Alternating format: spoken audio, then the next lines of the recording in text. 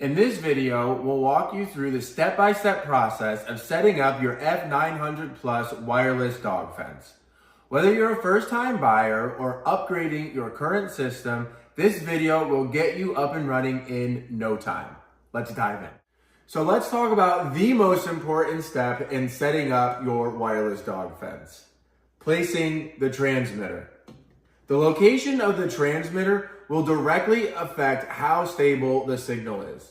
So we're gonna go over some tips to ensure optimal performance. Number 1, open area placement. Place a transmitter in an open area away from large objects or electronic devices like TVs, microwaves, or routers. Keep the transmitter at least 2 to 3 feet away from these items to prevent signal interference. Number 2, elevated position. For better signal stability, place the transmitter higher up, such as on a wall mount, a shelf, or a protected outdoor area. If indoors, consider placing it on an upper floor or a high shelf. Number 3, central location. If possible, position the transmitter in the center of the containment area. This creates a more uniform circular boundary. Placing it at the edge might result in uneven signal distribution. Number 4, avoid interference. Keep the transmitter away from metal roofs, fences, or walls with metal mesh, as these can disrupt the signal. Test the signal strength in the planned location before finalizing placement.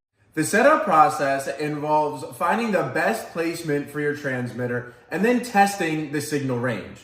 Testing helps ensure that the fence works reliably in all directions that you want to contain your dog. So why does testing matter? Because the system allows for a range of up to 120 feet, but that can vary depending on the different obstacles in your environment. Testing identifies the effective range for your system. So for example, you perform the test in 3 different directions that you want to contain your dog.